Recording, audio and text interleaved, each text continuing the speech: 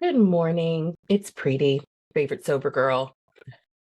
I don't know where that came from. Probably don't try to brand yourself in the middle of a recording. Good note. I had a fun night last night. I went out with a couple of my favorite people to a dive bar in town. Yeah, we go to bars. We can be sober and go to bars.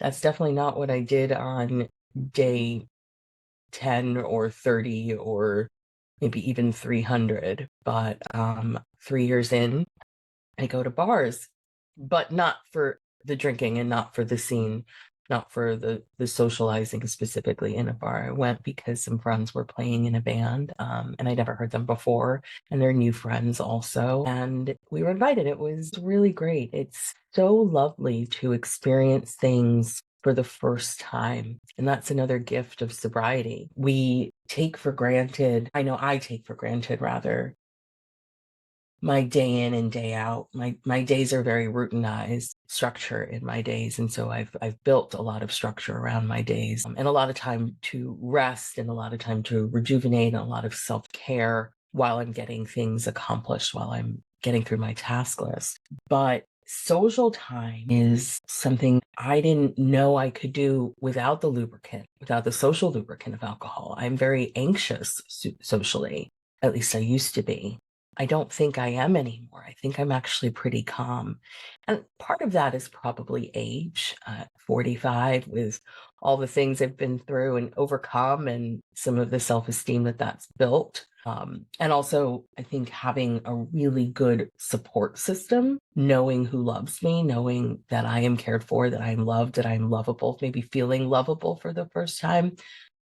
I'm able to enjoy myself and be myself, and whoever that may be, whoever shows up that day. Makes me sound like I have multiple personalities. But maybe we all do, right? To a certain extent.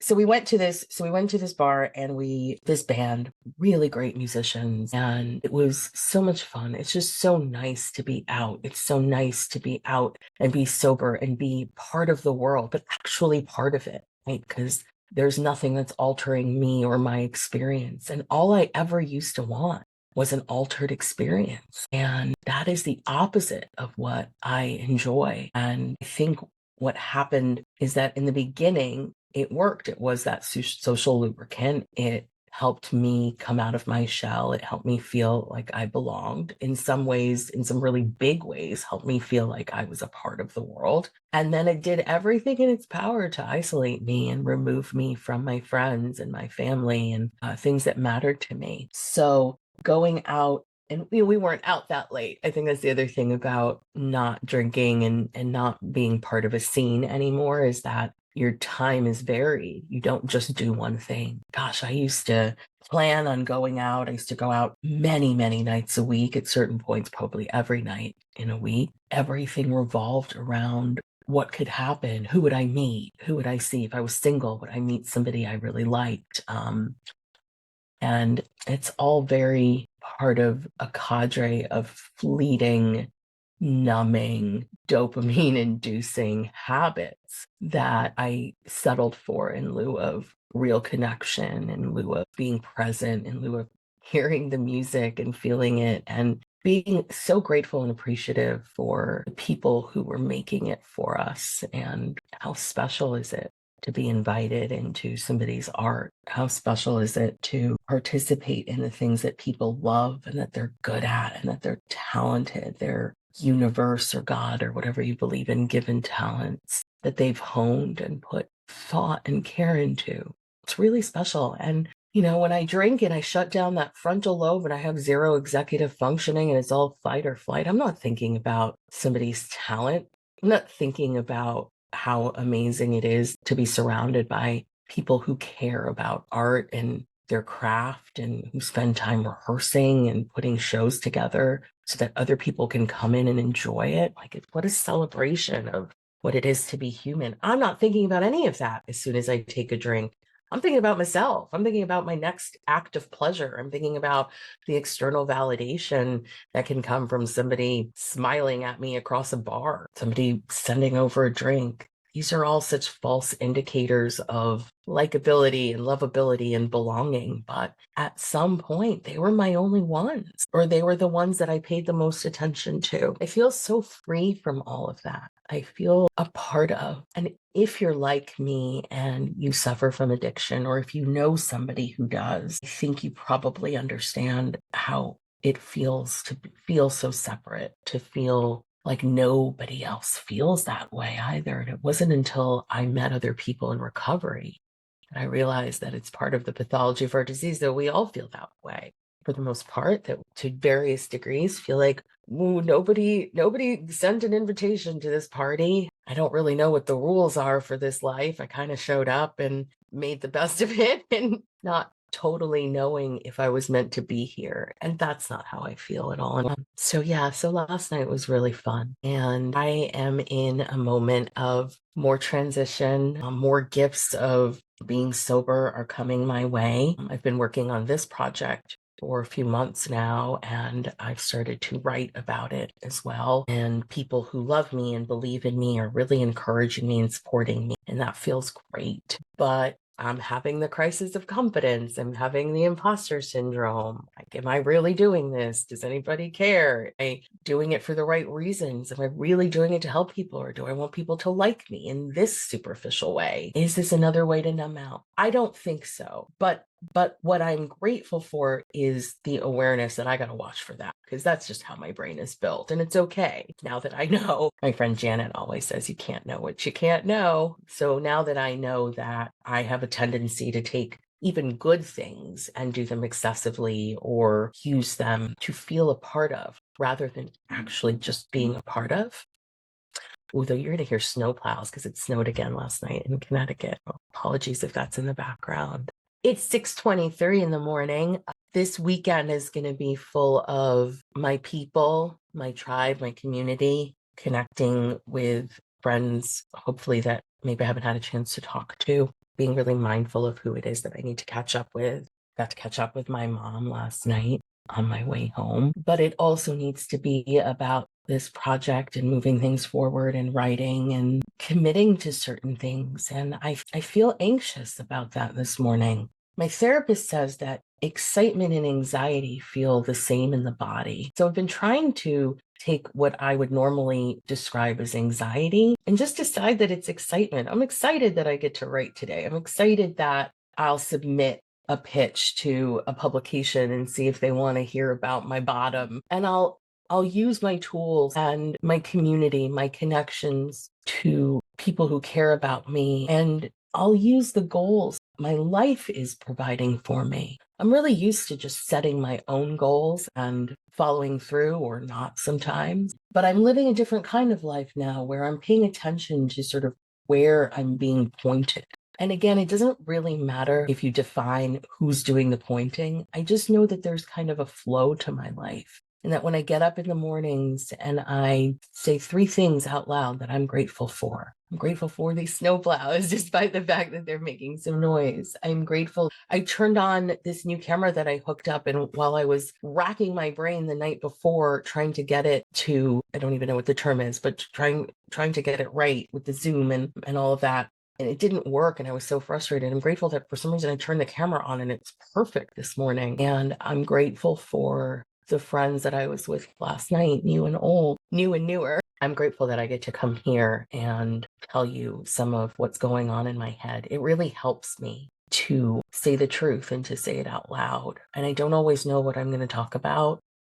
And I think a lot about bringing more substance and structure to these conversations and just trusting the process, giving myself grace, like I said in my last video. There's so many dire things happening in the world. There's so much that we as humans all have to cope with and deal with, and so much that we don't get to control. The way I start my day, come what may, the gratitude that I start my day with in the morning, just naming 3 things off the bat that I wake up and I open my eyes and I know I have. What a game changer that is. And then I sit in meditation and I pray. And praying for me is not an uber religious experience. It's not super formal either. Praying for me, connecting and having a conversation with the good that's in my life, with the good that guides me. And I have all the evidence now to show that this works. This makes for a better life, truly an easier, softer way. It makes for a life in which I'm not striving all the time, where I can enjoy what I have, where I can be in the moment, where I'm not catastrophizing the future, which I do a lot of, and I have to stop myself from doing that. They call that cognitive shift. When you know that you're going down a road that isn't healthy because you have your executive functioning, because you haven't numbed your frontal lobes with a drink or a drug, you can say, okay, no, we're not doing that right now. We're not worrying about the future because we have right now. What are we going to do in this moment? What is this moment supposed to be about? What is my next right thought or action? And that's what it means. That's what it looks like for me to one day at a time in my life. And that's how I've accomplished things in recovery, including recovery itself. So as I think about the way I want my day to unfold, the word that comes to mind is organic. I want what's meant to happen to happen. And for the first time, I trust that that's to my own benefit and that I'm not getting in the way. And I trust that my disease, although it throws a wrench. The other night I was walking the dogs and, I have an incurable disease. I have alcoholism, substance use disorder. And the thought came, gosh, you could just go across the street, sit at a bar and order a drink. And I was like, God damn, sometimes I feel hunted. And it makes me sad, right? Because I didn't want this. I didn't want to have this illness. I didn't want to hurt from it. No one does, of course. But I can't be in denial about it.